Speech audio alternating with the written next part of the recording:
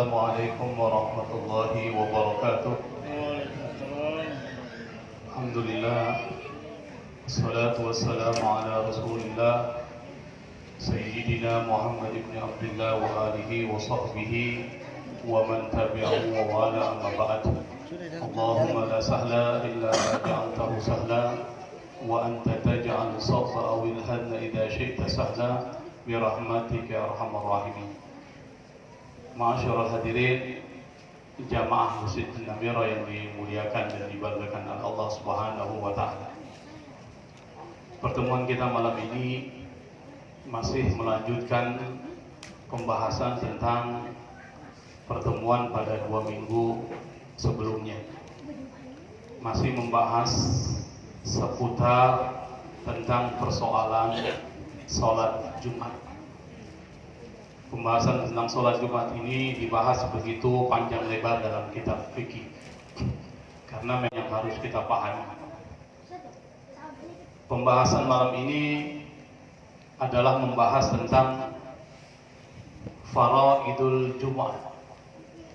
Faraid itu jamak dari kata faridoh. Faridoh itu artinya kewajiban. Kewajiban atau sesuatu yang harus ada di dalam Jumat. Tatakawwanu syairatul Jum'ati min fardain. Kata penulis kitab ini, syiar Jumat itu terdiri dari 2 kewajiban atau 2 fardu. Pak ulama Syafi'i itu menyamakan antara fardu dan wajib. Kalau ulama Hanafiyah itu membedakan. Ulama Hanafiyah mengatakan yang fardu itu adalah satu ketentuan yang dasarnya adalah Al-Quran dan hadis mutawatir. Itu mazhab Hanafi. Yang disebut dengan wajib menurut mazhab Hanafi itu kalau dalilnya itu hadisnya bukan mutawatir. Mutawatir itu artinya hadis yang diriwayatkan dalam setiap tingkatan itu lebih dari 40 perawi. Tidak mungkin orang berbohong. Itu menurut ilmu hadis. Tapi kalau di bawah itu namanya hadisnya tidak mutawatir atau disebut dengan hadis ahad. Jadi kedua mazhab ini selalu berbeda. Nanti ada perbedaan itu dikaitkan dengan soalan salat Jumat. Tatakawwanu syairatul Jum'ati min fardaini huma asasu hadzal ruknil islamiyil 'azim. Jadi syiar Jumat itu terdiri dari 2 kewajiban, yang keduanya menjadi dasar rukun Islam yang besar. Apa? Yang pertama, al-faridatul ula, kewajiban yang pertama dalam Jumat itu adalah khutbatan, 2 khutbah. Nah, ini kita akan bahas, terutama bagi orang-orang yang khutbah ini penting memahami. Bagi yang belum biasa khutbah, penting juga paham nanti sewaktu-waktu kalau di satu masjid tidak ada khatibnya, bapak yang maju. Itu tidak bisa tidak. Jangan sampai Jumatan tidak jadi gara-gara tidak ada khatib. Harus ada yang maju satu. Nanti saya ajarkan cara khutbah yang singkat. Singkat, padat, tidak perlu pakai pemikiran, Pak. Nanti kalau itu dilakukan sah, semuanya bisa. Tapi tidak mungkin diundang terus tuh yang begitu. Tapi semuanya bisa. Paling sekali saja kalau bapak nanti ikutin ini, paling diundang cuma sekali saja, setelah itu tidak diundang lagi. Tapi sah. Walahu ma syurutun hiya. Syarat khutbah itu yang pertama, ini syaratnya. Apa? Ayyakumal khatibu fihima in istata'a wa yufassilu bainahuma bijulus. Syarat yang pertama khutbah itu khatibnya harus berdiri. Kalau dia mampu. Kalau dia tidak mampu gimana? Boleh duduk. Wa yufassilu bainahuma bijulus. Lalu di antara 2 khutbah itu dipisahkan dengan 1 duduk.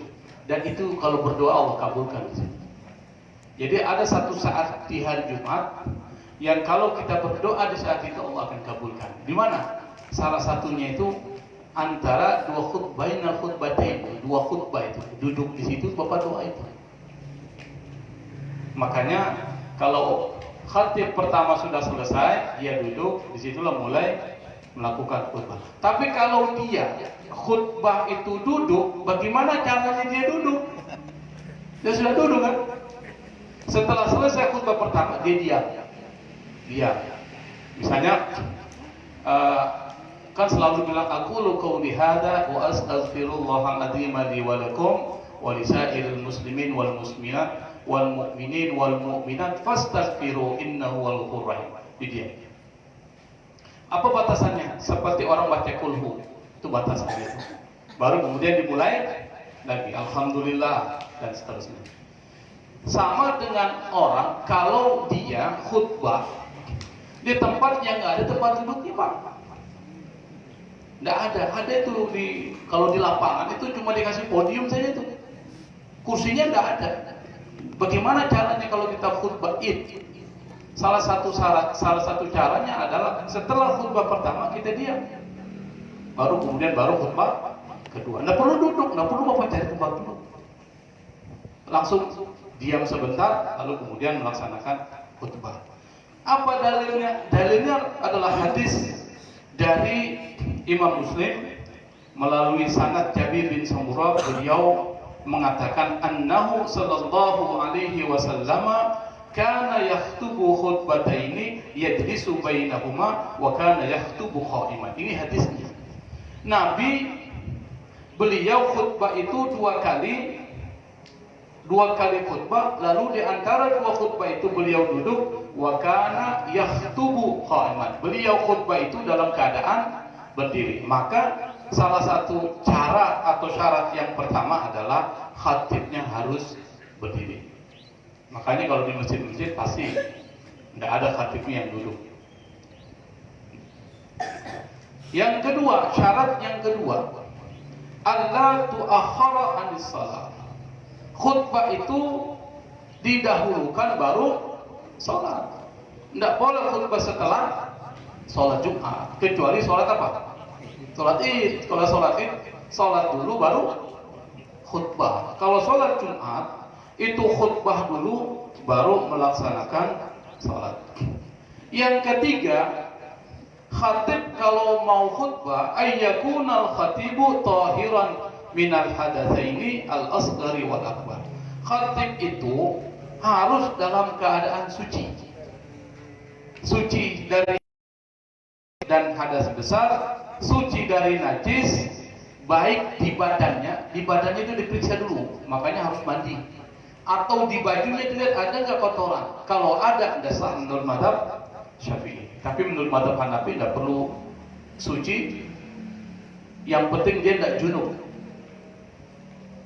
Beda orang yang berhadas dengan orang yang hadas kecil dan hadas besar beda. Kalau hadas kecil begini Pak, saya mau melaksanakan sholat tapi saya belum wudu, itu namanya hadas kecil. Anda tidak boleh sholat kalau belum berwudu. Tapi kalau hadas besar, misalnya mimpi sesuatu yang membuat kita keluar sperma atau berhubungan dengan istri kita, itu namanya hadas besar. Kalau hadas besar, ulama sepakat tidak boleh khatib melaksanakan khutbah dalam keadaan hadas besar. Hadas besar. Habis hubungan dengan suami istri langsung ke masjid jadi khatib. Tidak boleh itu Pak. Tapi kalau hadas kecil, menurut mazhab Hanafi tidak apa-apa. Tapi menurut mazhab Syafi'i tidak boleh. Harus dalam keadaan suci. Kenapa? Karena dua khutbah ini itu seperti pengganti 2 rakaat di dalam sholat zuhur. Kalau sholat itu harus bersih, suci dari hadas kecil dan hadas besar, begitu pula dengan khutbah. Jadi mazhab Syafi'i itu adalah lebih berpegang kepada kehati-hatian, beda dengan mazhab Hanafi. Kalau ditanya kenapa, itu sejarahnya panjang Pak. Kalau dijelaskan itu bisa 1 semester itu terkait dengan mazhab Syafi'i dan mazhab Hanafi. Idil khutbatu kas-shalah. Kata mazhab Syafi'i, khutbah itu seperti sholat. Walidzalika kanatil khutbatani iwadun an rak'ataini min faridatul zuhur. Begitu pula 2 khutbah itu pengganti dari 2 rakaat di dalam sholat zuhur. Makanya harus bersih atau suci dari hadas kecil, apalagi hadas besar. Yang keempat, antusla arkanul khutbati bil lughatil arabiyyah. Nah ini, rukun-rukun khutbah itu harus dibaca dalam bahasa Arab, Pak. Maka orang khatib nggak sembarangan, Pak. Baru bisa ngomong jadi khatib. Baru bisa ngomong, Pak. Maksudnya ngomongnya jago tapi jadi khatib. Kenapa? Khatib itu ada aturan. Kalau ceramah silakan, tapi kalau khutbah itu ada aturan-aturannya. Salah satu rukun khutbah itu atau rukun khutbah itu harus dibaca dalam bahasa Arab. Bahkan dalam mazhab Maliki tidak sah khutbah kalau tidak pakai bahasa Arab. Ayo, Pak. Gimana caranya, Pak? Maka di satu kampung itu ada satu teks. Saya pernah sholat di masjid di kampung agak di Jakarta itu dengan bahasa Arab. Minggu besoknya saya dengar khutbahnya itu juga sama. Naskahnya itu dibaca setiap Jumat. Kenapa? Harus bahasa Arab. Karena tujuan dari khutbah itu menurut mazhab yang mewajibkan itu bukan persoalan memberikan tausiah, bukan pemahaman. Karena kita sudah tahu isinya. Isinya apa? Ittaqullah, bertakwa kepada Allah. Itu yang lain cuma rincian doang. Kesimpulannya pada takwa kepada Allah. Nah, apa rukun khutbah? Rukun khutbah itu yang pertama, alhamdulillah. Mengucapkan apa? Alhamdulillah. Nggak boleh bilang segala puji bagi Allah. Nggak boleh di dalam khutbah Jumat. Kenapa? Batal. Harusnya innalhamdulillah atau alhamdulillah. Hamdalillah boleh. Yang penting ada kalimat alhamdulillah. Nggak usah panjang-panjang. Alhamdulillah. Allahumma shalli ala sayyidina Muhammad wa ala ali sayyidina Muhammad. Salawat itu rukun. Baru kemudian setelah salawat wasiat takwa, ittaqullah. Kemudian baca Al-Qur'an. Qala Allah Subhanahu wa ta'ala fil Qur'anil Karim, ya ayyuhalladzina amanu ittaqullaha wa kunu ma'as shadiqin. Baru, wahai jamaah sekalian, mari kita salat Jumat. Selesai sudah khutbah itu, Pak. Cuma segitu aja. Sah khutbah. Baru kemudian baca Astaghfirullahaladzim li walakum wa lisairil muslimin fastaghfiruh. Selesai duduk. Baru bangun lagi. Alhamdulillah. Wassalatu wassalamu ala Rasulillah. Ittaqullah. Allahumma ighfir lil mu'minin wal mu'minat wal muslimin wal muslimat al ahya'i minhum wal amwat. Doa itu doa untuk orang beriman minta ampun itu bagian daripada rukun. Setelah itu selesai. Sudah. Selesai khutbah. Besok nggak dipanggil lagi. Tapi bisa Pak ya? Bisa nggak khutbah begitu Pak? Bisa. Jadi cuma alhamdulillah. Misalnya di Namira khatibnya tidak ada, Pak Ahmad Said tidak ada, Pak ini tidak ada pengganti, yang ada bapak-bapak ini. Bagaimana caranya? Bukan enggak, maju saja. Alhamdulillah. Benar. Allahumma sholli ala sayyidina Muhammad wa ala ali sayyidina Muhammad. Ittaqullah. Qala Allah Ta'ala fil Qur'anil Karim, ya ayyuhalladzina amanu taqullaha wa kunu ma'as shadiqin. Ayat yang lain boleh, qul huwallahu ahad, boleh. Baru kemudian fastaghfiru innahu huwal ghafurur rahim. Duduk. Bangun lagi. Alhamdulillah. Allahumma sholli ala Muhammad wa ala Muhammad. Kemudian baru ittaqullah, Allahumma ighfir lil mu'minin wal mu'minat. Duduk. Selesai. Berapa menit, Pak? 2 menit. Bapak kan suka kalau khutbah 2 menit selesai kan? Artinya tidak ada sulit. Tetapi ada pesan-pesan yang memang tidak sampai. Tetapi kalau bicara rukun itu sudah dianggap sebagai rukun. Nanti kita akan jelaskan lebih panjang lebar. Bahkan dalam kitab ini disebutkan alal khatibi ayyakhtuba bil lughatil arabiyyati wa illam yafhamhuma al hadirun. Bahkan wajib bagi seorang khatib khutbahnya dengan bahasa Arab meskipun yang hadir tidak paham. Tuh bayangkan itu. Ada pendapat dari mazhab Syafi'i yang mengatakan bahwa khatib itu harus khutbah dengan bahasa Arab meskipun yang hadir tidak paham. Tetapi pendapat yang lebih kena itu yang dibaca bahasa Arabnya yang rukun-rukun. Rukunnya itu membaca alhamdulillah, salawat kepada Rasulullah, wasiat takwa, Tidak perlu juga ittaqullah, atiqullah juga boleh. Wasiat takwa, kemudian baca Al-Quran. Misalnya kalau Allah Ta'ala Nun, boleh. Yasin, selesai satu ayat. Yang penting satu ayat, jangan ayat yang tidak selesai. Misalnya ayat selesai bagaimana? Misalnya ada ayat panjang, Bapak baca cuma sedikit, itu tidak boleh, harus satu ayat yang selesai. Ayatnya apa? Ya, Qul huwallahu ahad, selesai. Atau Yasin, baru fastaghfiruh innahu huwal ghafurur rahim, selesai. Nah, sekarang ikut baik. Yang kelima, syarat khutbah itu adalah al-muwalatu baina arkanil khutbah wa bainal khutbatainil ula wa tsaniyah wa bainal tsaniyah wa shalah. Ada keberurutan, harus berurutan antara rukun-rukun khutbah. Jadi yang dimulai pertama apa? Alhamdulillah. Baru salawat. Baru takwa. Yang keempat baca ayat. Selesai. Jangan doa. Doa itu jangan di yang pertama. Jangan di khutbah yang pertama. Baru pas khutbah kedua balik lagi. Alhamdulillah. Wassalatu wassalamu ala Rasulillah. Dan ingat, jangan bilang wassalatu wassalamu alaihi salam. Tidak boleh. Harus disebut namanya. Wassalatu wassalamu ala Rasulillah Muhammad ibn Abdillah. Sebut. Nanti Bapak tinggal menilai, sudah belajar ini, tinggal nilai ini khatib ini benar ya. Bapak sudah menilai. Wah, andai. Tapi jangan lupa tunjuk-tunjuk, batal ya. Nanti ada mazhab lain. Mazhab lain itu mengatakan, mazhab Hanafi misalnya, tidak perlu pakai seperti mazhab Syafi'i. Mazhab Hanafi mengatakan subhanallah, alhamdulillah, wala ilaha illallah, Allahu akbar. Itu sudah sah. Zikir kita selesai. Mazhab Maliki tidak perlu juga pakai salawat. Yang hampir sama antara mazhab Syafi'i dan mazhab Hambali. Tapi kalau kita mazhab Syafi'i pakai semuanya senang. Gitu. Kalau mazhab Hanafi tidak kena mazhab Syafi'i. Jadi lebih bagus kalau pakai mazhab Syafi'i. Antara rukun khutbahnya itu berurutan, antara dua khutbah pertama dan kedua berurutan, antara khutbah yang kedua dan sholat itu harus berurutan, jangan ada jeda yang panjang.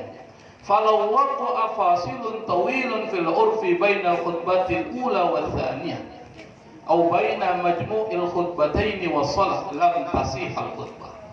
Kata pengarang kitab ini, kalau terjadi pemisahan yang panjang menurut kebiasaan antara khutbah yang pertama dan khutbah yang kedua, atau antara dua khutbah itu dengan salat, misalnya Bapak khutbah pertama, lalu kemudian Bapak duduk lama sekali, itu batal.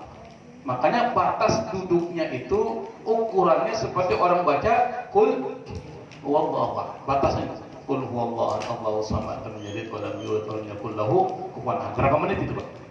Nah, sampai 1 menit. Atau kita anggap 1 menit baru bangun. Jangan terlalu lama duduk. Kalau lama duduknya itu ada fasilun tawil, ada pemisah yang panjang, menurut kebiasaan itu bisa membatalkan khutbah. Sahnya khutbahnya tidak sah. Kalau seandainya itu terjadi, atau antara kedua khutbah dengan sholat itu panjang pemisahnya, sudah selesai khutbah, itu ada pemisah yang panjang antara khutbah itu dengan sholat. Misalnya khatibnya itu tiba-tiba langsung kentut, dia wudu, lama dia misalnya. Imam sini nunggu. Yang afdal itu adalah khatib juga harusnya imam. Tapi tidak apa-apa juga. Imam yang lain tidak apa-apa. Anak-anak satu juga makzul jadi imam kan. Mungkin suaranya sudah habis, yang lain saja. Tapi al-afdalu al-khatibu huwal imam. Khatib juga sekaligus sebagai imam. Seandainya jaraknya itu panjang menurut kebiasaan, maka khutbahnya tidak sah, maka sholat yang terjadi pada saat itu menjadi sholat. Ya, sholat apa? Zuhur. In qalabat al-jum'atu dhuhran, maka Jumat itu berubah menjadi zuhur. ayyasma'a arkanal khutbataini arba'una mimman tan'aqidu bihimul jum'ah. Rukun khutbah itu didengar oleh 40 orang. 40. Kalau mazhab Hanafi 3 orang cukup, Pak. 3 orang Jumat itu pertama khatibnya, kedua muadzin, ketiga makmum. Cukup. Hah? Di jamaah ini kan makmum tuh. Yang kedua, menurut mazhab Maliki minimal 12 orang. Nah, ini nanti kita lihat. Kenapa mazhab Maliki mengatakan 12 orang? Batas minimal sholat Jumat itu sah. Karena ayat Al-Quran yang turun dalam surah Al-Jum'ah itu pada saat ketika Nabi lagi khutbah.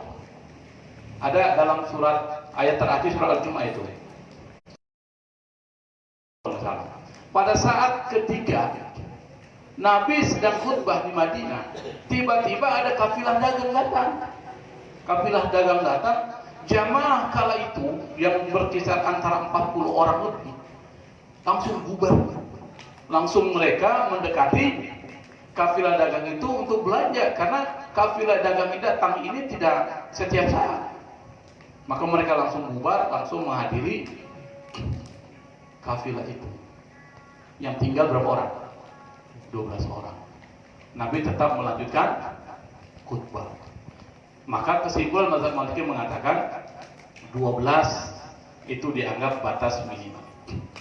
Kalau mazhab Syafi'i 40 orang itu karena pada saat ketika khutbah pertama kali di Madinah itu jumlahnya 40 orang. Mazhab Syafi'i mengatakan tentang pendapat mazhab Maliki yang 12 orang mengatakan awalnya 40. Nabi sudah khutbah 40 orang itu, karena datang orang bubar tetap dianggap itu bagian dari 40. Karena yang 12 itu, yang sisa dari selain yang 12 itu, setelah itu kembali lagi mendengarkan khutbah Nabi, maka tetap menjadi 40-an lebih. Kalau mazhab Hanafi 3 orang cukup. Dan ini lebih bagus, Pak. Kenapa? Karena bisa diadakan Jumat. Tidak perlu kita melihat berapa jumlah orang. Karena jangan mengukur dengan keadaan masjid yang ada di Indonesia. Kalau di tempat-tempat lain, Pak, Anda bayangkan kalau negara-negara Eropa yang jumlah umat Islamnya sedikit, tidak terjadi Jumat. Kalau misalnya menyaratkan 40 orang atau mensyaratkan 12 orang, 3 cukup. Kenapa? Karena kata mazhab Hanafi, khutbah Jumat itu sah kalau jamaah itu sah. Jamaah berapa orang?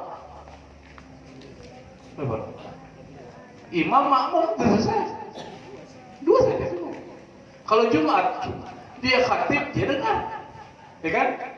Khatib itu turun, langsung jadi imam, dia tetap jadi makmum. Sah itu? Sah menurut mazhab Hanafi, tapi jarang terjadi. Kira-kira enak nggak, Pak, kalau kita menghadiri sholat Jumat jamaah cuma 2? Enak nggak, Pak? Tidak enak kan? Rasanya nggak apa maknyus gitu ya, tidak enak. Tapi tidak akan terjadi kalau di Indonesia ini. Summa inna lil khutbataini arkana. Rukun khutbah itu ada beberapa. Yang pertama adalah itu tadi yang saya sebutkan, Alhamdulillahi ta'ala bi ayyi sigatin kana. Mengucapkan alhamdulillah dengan sigat apapun dalam bahasa Arab.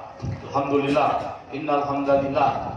Kalau mau mengikuti Nabi itu innal hamdalillah nahmaduhu wa nasta'inuhu wa nastaghfiruh wa na'udzu billahi min syururi anfusina. Itu Nabi.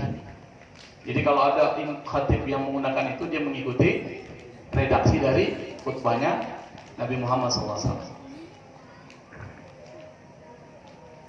Yang kedua, as-salatu ala nabi bi ayyi sigatin minas salawat. Salawat kepada Nabi dengan redaksi manapun silakan, tapi harus dengan bahasa apa? Dengan bahasa Arab. Bisyarti ayyazkura asmahu as-sahih. Dengan syarat pada saat ketika mengucapkan salawat harus disebut nama Nabi. Misalnya, Allahumma salli wa sallim ala sayyidina Muhammad. Allahumma salli wa sallim ala nabiyyina Muhammad. Allahumma salli wa sallim ala rasulina Muhammad. yang Allahumma sholli wa sallim alaihi. Kita sudah mengatakan asyhadu an la ilaha illallah wa asyhadu anna Muhammadan Rasulullah. Allahumma sholli wa sallim alaihi wa ala alihi. Harusnya Allahumma sholli wa sallim ala sayyidina Muhammad wa ala ali sayyidina Muhammad. Begitu kan? Jangan Allahumma sholli wa sallim alaihi wa ala alihi. Karena dia menyebutkan cuma domir kata ganti, yang disyaratkan dalam mazhab Syafi'i harus menyebutkan namanya secara jelas. Yang ketiga rukunnya itu al-wasiyatu bit taqwa bi ayil alfazi wal asalibi kan. Wasiat takwa dengan lafaz apapun atau dengan redaksi apapun. Saya tidak bilang begini, ittaqullah, saya bilang atiullaha wa atiur rasul. Karena itu dianggap wasiat takwa. Karena takwa itu adalah mematuhi perintah Allah dan mematuhi perintah Rasulullah, itu dianggap sebagai takwa. Rukun yang keempat, qira'atu ayatin minal Qur'an fi ihdal khutbatain. Membaca satu ayat full, bukan setengah ya. Satu ayat full dari Al-Qur'an di salah satu khutbah. Khutbah pertama boleh, khutbah kedua juga boleh. Kalau khutbah kedua biasanya ada khatib, misalnya setelah dia inna ahsanal kalam, ada gitu ya, wa abyadan nizam kalamullahil malikil alam, gitu. Lalu dia membaca ayat Bismillahirrahmanirrahim, Qul huwallahu ahad. Selesai, satu cukup. Kemudian ada juga khatib barakallahu. Ada yang kan baca gitu kan? Ada nggak Pak ya? Kalau saya biasa langsung aqulu qauli hadza dan seterusnya. Saya nggak perlu sebut. Karena ayat yang saya baca itu sudah di khutbah yang pertama. Supaya Bapak tidak lupa, cara khutbah itu langsung di pertama saja. Misalnya alhamdulillah Allahumma salli wa sallim ala Muhammad wa ala alihi wa sahbihi wa sallim. Gitu. Ittaqullaha haqqa tuqatih, qala Allah Ta'ala fil Qur'anil Karim, ya ayyuhalladzina amanu ittaqullaha haqqa tuqatih wa la tamutunna illa wa antum muslimun. Itu rukunnya 4 sudah selesai, Pak. Aman sudah. Baru Bapak khutbah. Khutbah sampai terakhir. Yang terakhir itu disunahkan itu pakai Allah apa? Astaghfirullahaladzim li wa lakum. Saya minta ampun kepada Allah untuk aku dan untuk kalian. Itu disunahkan dalam mazhab Syafi'i. Baru kemudian baru khutbah kedua, 3 yang pertama berlaku. Alhamdulillah, salatu wassalamu ala Rasulillah, ittaqullah. Baru kemudian baca, apa yang dibaca? Doa. Baru kemudian selesai. Singkat sekali. Khutbah itu tidak panjang. Yang kelima, ad-du'a lil mu'minin. Sekarang di sini ada penjelasan, mungkin yang tadi agak keliru. Wa yustaratu an takuna al-ayatu mufahimatan wadihatan al-ma'na. Disyaratkan ayat tersebut adalah ayat yang bisa membuat orang paham dan maknanya jelas. Yang tadi syarat. Fala yakfi qira'atu ayatin minal hurufil mutaqatti'ati awail suara. Ini mengkritik pandangan saya yang tadi saya katakan, yang pandangan Ustaz Harisan tadi, Yasin. Jadi tidak cukup membaca satu ayat yang hurufnya terpotong-potong di awal surat. Ternyata tidak cukup. Misalnya begini, qala Allah Ta'ala Yasin, tidak cukup. Atau qala Allah Subhanahu wa Ta'ala fil Qur'anil Karim Qaf, tidak cukup. Kalau begini gimana? Qul huwallahu ahad, cukup. Atau inna a'tainakal kautsar, cukup. Tapi kalau bilang alif lam mim, tidak cukup. Atau ha mim, tidak cukup. Harus tambahin lagi satu. Yang kelima, ad-du'a'u lil mu'minina fil khutbati tsaniyah bima yaqa alaihi ismu du'a urfan. Doa terhadap orang beriman di khutbah yang kedua dengan bahasa Arab. Doanya gimana? Allahumma gfir lil mu'minina wal mu'minat. Nah itu terkait dengan persoalan khutbah. Bagi yang nanti berkhutbah, ikuti aturan-aturan yang telah diajarkan oleh mazhab kita, mazhab Syafi'i. Bagi yang belum pernah khutbah, yang penting ngerti rukun-rukunnya satu saat. Itu akan terjadi di mana khatib tidak ada sama sekali, dan tidak akan terjadi khutbah kalau tidak ada satupun, tidak ada terjadi Jumat kalau tidak satupun ada orang yang maju menjadi khatib. Maka alternatif yang bisa kita pakai, kita ucapkan yang rukun saja, selesai. Karena jamaah juga paham, kadang ada khatib, biarin saja, yang penting sholat. Majulah Ustaz ke atas. Alhamdulillah, Allahumma sholli wa sallim ala Muhammad. Selesai kan? Ittaqullah. Qala Allah Ta'ala, Qul huwallahu. Selesai. Bapak dulu. Bangun lagi. Alhamdulillah. Wassalatu wassalamu ala Rasulillah. Rasulullah cukup. Apalagi kemudian disebutkan, Ittaqullah, Allahumma ighfir lil mu'minin wal mu'minat. Selesai. Bapak turun. Sah nggak Pak? Sah nggak? Sah. Bapak turun. Duduk turun. Langsung imam, Allahu Akbar. Pak mau apa? Mau adzan, Allahu Akbar, Allahu Akbar. 1 menit selesai khutbah. Khutbah Jumat tetap berjalan. Kenapa? Rukunnya terpenuhi. Jadi siap-siap aja Pak, kalau nggak ada khatib, gitu aja jalannya. Bapak sudah tulis aja. Alhamdulillah. Temannya tinggal baca, selesai turun. Aman. Tapi kalau Bapak diundang jadi khatib di masjid lain, jangan begitu. Besok nggak diundang lagi. Ini orang cuma tapi tidak ada lah yang begitu. Ada juga khatib, mohon maaf, karena dia pandai bicara, dia bicara saja, tapi tidak memenuhi rukunnya. Nah itu kemudian banyak persoalan. Nanti kalau Bapak sudah paham, Bapak bisa nilai, ini khatib sah dari dia. Bernilai, wah dia nggak sah ini, saya harus protes. Jangan, nggak usah, biarkan dia terus khutbah. Nanti setelah selesai baru datang. Nggak usah bilang Jumat kita batal, nggak sah. Jangan. Sudah sholat Jumat aja sudah untung itu Pak. Apalagi suruh mengulang sholatnya. Siapa yang mau ikut ulang?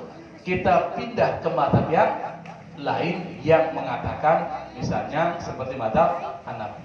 Tapi kalau khatib seharusnya dia paham dia berada di mana. Kalau berada di tempat mazhab Hambali, dia bisa menggunakan modelnya Hambali. Tapi kalau di mazhab Syafi'i, saya yakin An-Namira ini meskipun tidak tahu mazhab Syafi'i, saya yakin mazhab Syafi'i. Betul Pak ya? Kenapa? Karena orang tua kita, guru-guru kita itu ngajarinya begitu. Dan itu adalah mazhab Syafi'i. Kalau ada yang beda-beda, ingat itu mazhab yang dari luar itu sudah. Misalnya yang mengatakan, begini, kita minum rokok begini, sudah luar sudah. Yang dibawa oleh orang yang bukan dia dari Indonesia, pergi keluar, belajar, balik lagi, lalu kemudian mempunyai pendapat yang berbeda. Ada pendapat itu tapi tidak bisa dipaksakan dalam mazhab Syafi'i. Nah, nanti kalau imam, ini kan rukun yang berikutnya adalah al-fardhu tsaniyah salat 2 rakaatain fi jamaah. Salat 2 rakaat jamaah. Setelah salat, ini saya tidak menjelaskan panjang. Ada satu bacaan yang mungkin perlu kita tradisikan. Selama ini kan kita membacanya yang bersifat setelah selesai imam sholat Jumat, itu di sini dalam kitab Al-Busrul Karim bi syarhi masail ta'lim al-masyhur bi al-Qadim al-Ahdaramiyah, ini biasanya dibaca oleh orang-orang pesantren ini. Di sini disebutkan ini. Warada anna man qara'a al-Fatihah wal Ikhlas wal Mu'awwidhataini sab'an aqiba salamihi minal jum'ah qabla an yusalli rijlahu ghufira lahu ma taqaddama min dhanbihi wa ma ta'akhkhar wa utiya minal ajri bi'adadi man amana billahi wa rasul. Jadi kalau sudah selesai sholat Jumat, posisi Bapak dalam keadaan begini nih. Dalam keadaan apa nih begini? Apa keadaan begini? Assalamualaikum warahmatullahi wabarakatuh, gitu kan? Posisi menghadap kiblat dalam keadaan masih begini. Apa yang dibaca? Al-Fatihah 7 kali. Qul huwallahu 7 kali. Qul a'udzu falaq 7 kali. Qul a'udzu binnas 7 kali. Barang siapa yang membaca ini disebutkan dalam Al-Busrul Karim, maka Allah ampuni semua dosanya yang lalu maupun yang akan datang. Kan dia akan diberikan pahala sejumlah orang yang beriman kepada Allah Subhanahu wa taala dan kepada Rasulnya. Kalau mau ditradisikan boleh. Jadi setelah selesai imam. Assalamualaikum warahmatullahi wabarakatuh. Assalamualaikum warahmatullahi. Kan saya kan? Bismillahirrahmanirrahim. Alhamdulillahirabbil alamin. Bismillahirrahmanirrahim. Qul huwallahu ahad, Allahus samad, lam yalid wa lam yulad wa lam yakul lahu kufuwan ahad. Bismillahirrahmanirrahim. Qul a'udzu birabbil falaq min syarri ma khalaq, dan seterusnya 7 kali. Kemudian qul a'udzu birabbin nas berapa kali? 7 kali. Setelah selesai 7 kali yang disebut dengan al-musabbihat, disebut dengan al-musabbihat, 7 ayat, 7 surah-surah yang dibaca setelah Jumat. Lalu kemudian dia baca apa? Qala al-Ghazali, Imam Al-Ghazali mengatakan, baca Allahumma ya Ghani ya Hamid, ya Mubdi'u ya Mu'id, ya Rahimu ya Wadud, aghdini bihalalika an haramik, wa bifadlika amman siwak, wa bita'atika al-ma'siyati. Baca itu berapa kali? 4 kali. Kalau Bapak baca itu, Allah akan berikan rezeki. Allah akan berikan rezeki yang tidak terputus. Saya biasanya baca 10 kali, tapi ini baca berapa kali? Di sini disebutkan man wadhaba alaihi arba'a marrat ma'a ma taqaddam, barang siapa yang mendawamkan, merutinkan membaca doa ini, Allahumma ya Ghani ya Hamid, ya Mubdi ya Mu'id, ya Rahimu ya Wadud, aghnina bihalalikan haramik, wa bita'atikan ma'asyatik, wa bifadlika amman siwak. Kira-kira bisa hafal nggak? Mau tuliskan? Nanti kita tuliskan. Baca setiap hari Jumat itu minimal 4 kali. Kata Imam Al-Ghazali, kata Imam Syarqawi disebutkan, barang siapa yang merutinkan membaca sebanyak 4 kali, aghnahullahu wa razaqahu min haitsu la yahtasib, Allah akan cukupkan orang itu dan Allah akan berikan rezeki dari jalan yang tidak diduga, wa ghufira lahu ma taqaddama min dhanbihi wa ma ta'akhkhar, dan dia akan diampuni dosa yang lalu dan dosa yang akan datang, wa hafidha lahu dinahu wa dunyahu wa ahlahu wa walada. Allah akan jaga agamanya, Allah akan jaga dunianya, Allah jaga keluarganya, dan Allah jaga anak-anaknya. Gitu. Nah, saya biasanya itu saya tambah lagi dengan apa? Dengan syairnya Abu Nuwas, ilahi lastu lil firdausi ahla wala aqwa ala naril jahim, dan seterusnya. Itu saya baca itu sampai sebanyak 10 kali. Itu bacaan setelah Jumat. Bisa dipraktikkan di Indonesia Namira? Bisa saja. Nah, kita praktikkan. Kalau sudah praktikkan biasa. Artinya ada ilmu yang diberikan oleh pengarang kitab Al-Busrul Karim, namanya nih Syekh Sa'id bin Muhammad Bakshi. Ada Bakshi itu. Nah, kita punya dosen dulu namanya Arsyad Bakshi. Nah, ini Bakshi. Busrul Karim, ulama Khatrami, yang dia memberikan syarah komentar terhadap kitab Al-Muqaddimah Al-Khatramiyah. Kitab ini kitab populer di kalangan para santri dan sian pembahasan. Saya terus terang saya membaca ini Pak, belum ketemu di kitabnya. Tapi di tradisi masyarakat Betawi itu begitu. Setelah sholat Jumat, bacanya itu. Saya cuma ikuti saja. Ternyata ada dasarnya dalam kitab Al-Busrul, baru ketemu hari ini. Saya baca-baca ternyata ketemu. Nah, saya pikir itu baik, nanti insya Allah kita akan lanjutkan lagi terkait dengan persoalan-persoalan yang masih tersisa tentang adabul Jumu'ah. Kan masih panjang, karena waktu kita sangat sempit. Kalau ada tanya jawab, saya persilakan. Allah musta'an. Allahumma muwaffiq ila aqwamit thariq wal afwa minkum. Assalamualaikum warahmatullahi wabarakatuh. Ya, demikian tadi pembicaraan tentang lanjutan materi yang pernah dua minggu yang lalu. Oleh karena itu, kami persilakan kepada jemaah sekalian untuk bertanya. Jadi menggunakan salam alaikum, jangan salam dari sini.